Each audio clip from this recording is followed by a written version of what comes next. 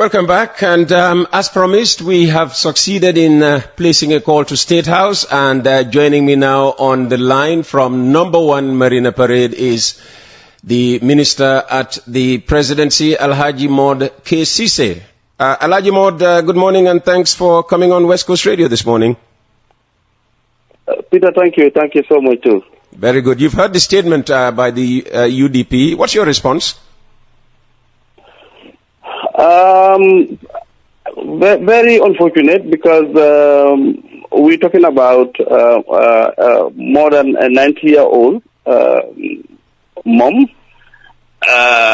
privacy here, medical checkup,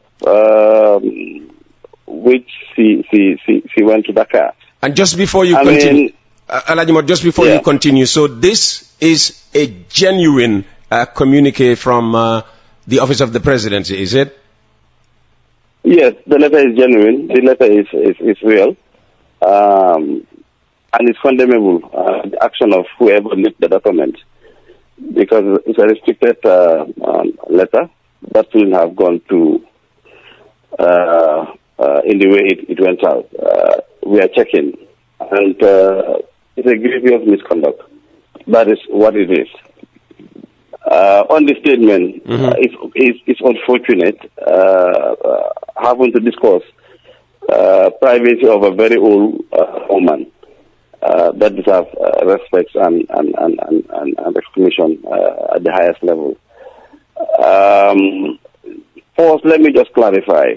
Of the $3.6 million it quoted, only about 1.4 was in respect of this particular trip, and it's paid to officers accompanying the old woman with respect to security and chaperones and two drivers.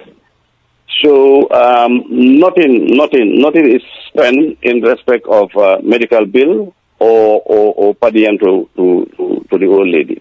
That is largely the responsibility of the president. He has taken care of that. And these officers is their entitlement. They have work to do, and they've been paid for their duty carried out, and nothing else. So the question of refund does not even arise. It's a legitimate expenditure, and will be paid. Now, that the UDP would choose to pick this kind of issues and went publicly about it, I think it's just a distraction over recent relations happening with respect to BCC and KMC councils, and the public should not be fooled about it. Nothing, I repeat, is wrong with the expenses made in respect of this particular trip. Like I said, the officers paid and the drivers were are entitled to be paid. And it is the responsibility of the state to protect the Cause family, which includes also the mother of the president. Okay, so where's the remainder of the money if not all 3.6 million was spent? The remainder of the money was, as you can see in the letter, it was a block request for multiple of unrelated trips, in fact. But because they were on account of similar trips like air tickets and per diems, you had the request of this particular trip, which comprises of the like I said, the old woman and the security details and drivers. But of course, the Secretary General is stated there. Other officers are also there that were also part of the request for cash allocation to this office. Okay, you also say You also say that investigations are underway to find out who leaked this information. What will happen if this person is identified? Sacked? That's a straight sackable offense, Peter. It's a grievous misconduct. Okay. And you also say that the UDP are making this statement to distract from what's been going on in the BCC and KMC. How do you mean? just looked at the headlines over the newspapers today, and of course the proceedings of the local government commissions yesterday.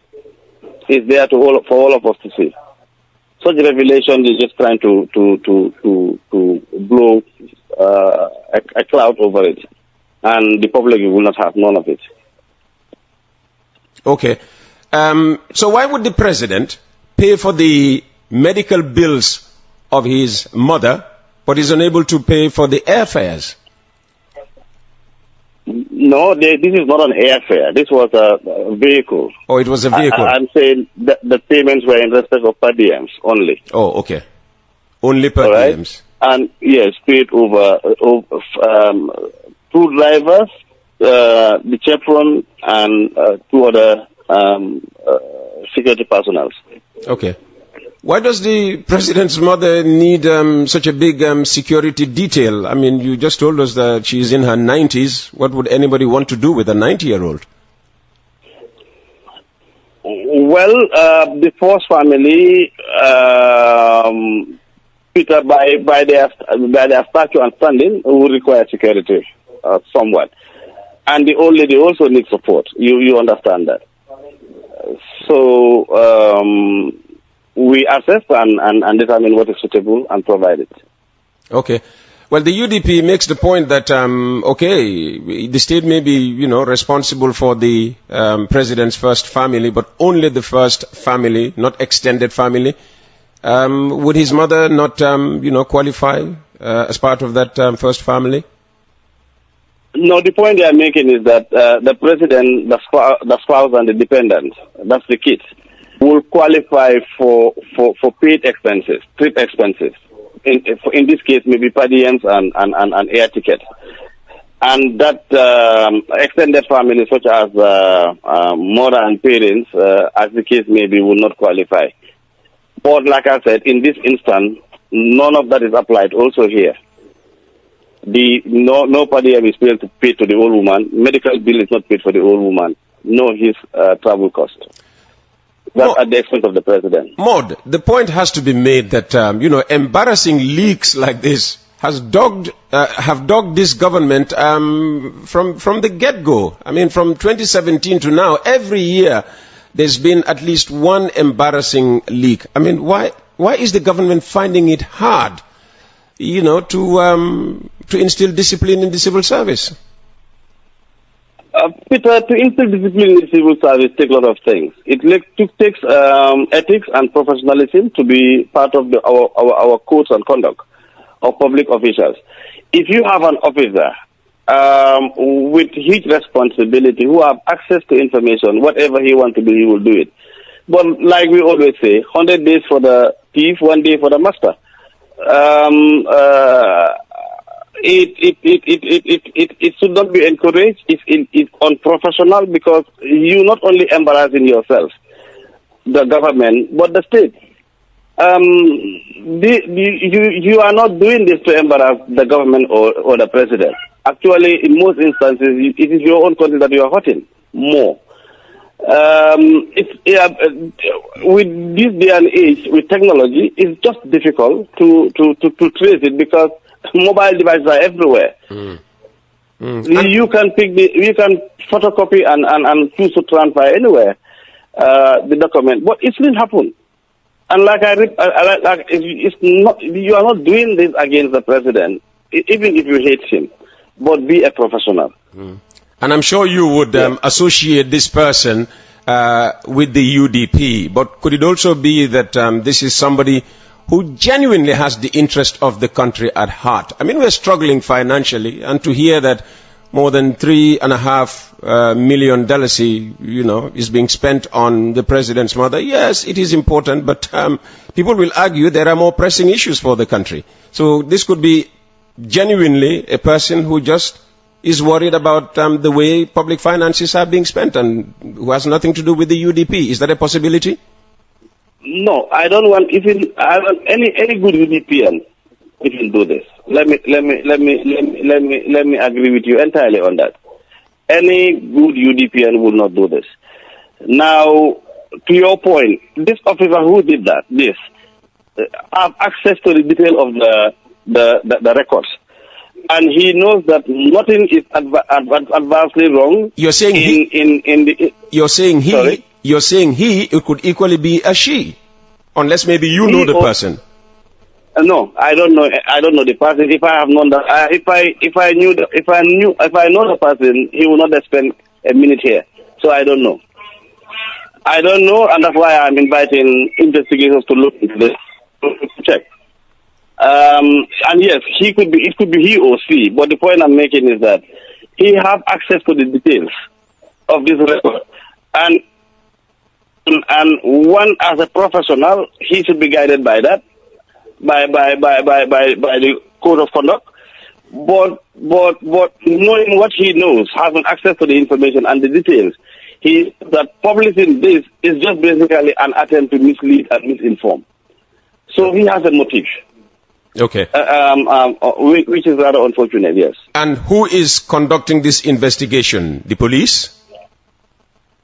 My office is investigating this, and we'll be inviting experts in this area to also have a look. Experts as in the police? It could be the police, it could be intelligence officers. Okay. Alaji Modke Sise, Minister at the Presidency, thank you very much and sorry for the embarrassment. Yeah, thank you. Thank you, Peter. That's Alaji. Modke Sise, he's Minister at the Presidency, also Chief of Staff. Coffee time with Peter Gomez. So, let's now go to Sukuta Salajang layout where, as I said, there are tears and ruins this morning in the aftermath of government-ordered demolitions. On Tuesday, the authorities defended the destruction exercise, calling it an effort to reclaim encroached state land. At a joint press conference, the Ministries of Information and Land said the demolitions led by the Department of Physical Planning were necessary for proper land management. Bubakar Sow reports. A joint press conference held by the Ministry of Information, Media and Broadcasting Services and the Ministry of Lands, Regional Government and Religious Affairs has addressed the ongoing demolition exercise at the Sukuta Salajang layout. According to authorities, the demolition is targeting what they describe as illegal encroachment on government land. The Deputy Permanent Secretary from the Ministry of Lands, Regional Government and Religious Affairs, Mamadou Tal, highlighted the encroachment with the layouts, which according to him, the Ministry of Land has tried to curb this illegal development through public enlightenment. Encroachments within the layout are three main types: the public spaces, the individual plots, and the access blockage. Those are the three areas that we are concentrating in. Residential plots already allocated to allottees were sold by private individuals other than the persons allocated. This is also a result of the inability of the allottees to fully assess the plots allocated to them. Public spaces reserved for specific purposes were demarcated by individuals and sold as residential plots by private individuals. Access roads were blocked and sold within the layout as residential plots by private individuals. The Ministry of Lands, through its technical departments, have made several interventions to curb these illegal developments from time of their inception through dialogue and traditional landowners field inspections to stop the illegal development, execution of demolitions on encroachments. According to Mr. Tal, the ongoing demolition exercise at the Sukuta Salajang layout will take place in two phases. The first phase, which is the demolition of the encroachments within the public spaces, has already commenced, and its completion is pending the eviction of the building which are already inhabited.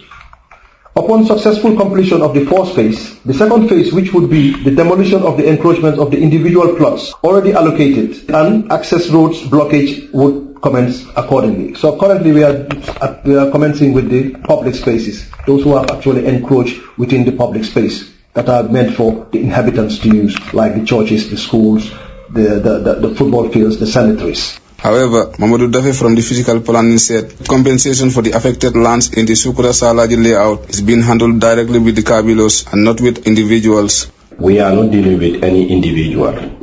Here, there is a land that is acquired from the concerned Kabilo. So we are dealing with the Kabilo. If the Kabilo feel that somebody is representing them on behalf of the Kabilo, we deal with that person. So we are dealing with the Kabilos, not individual. Government officials say the move is necessary to reclaim state lands and maintain proper urban planning standards. However, the decision has sparked outrage among affected residents. many of whom claim the demolition came without sufficient warning. Victims were visibly frustrated during the press conference, although they were not allowed to pose questions directly. Many vented their anger through journalists, describing the government's action as abrupt and unfair. Reporting for West Coast Radio, I am Bubakar Sow. Let's bring you a reaction to my interview with the Minister at the Presidency, Alhaji Modke Sise. Good morning, Peter. Is the Minister talking about sacking a public officer over this leaked document? What happens to the Access to Information Act? And this is from Francois Esmendi of Kunkujang, Mariama. In other reaction, why can't the President pay for the trip? The mother of the President is not part of the first family. If the mother of the President is part of the first family, does that mean the mothers of the First Lady and Second Lady are part of the first family? How about the brothers and sisters of the President? Are they also part of the first family? And driving her to Dakar and with state security and fueling the vehicle is the travel cost, and it's being paid for by state, which is wrong. It's Coffee Time with Peter Gomez on radio and on YouTube, brought to you in association with Jar Oil and Wave.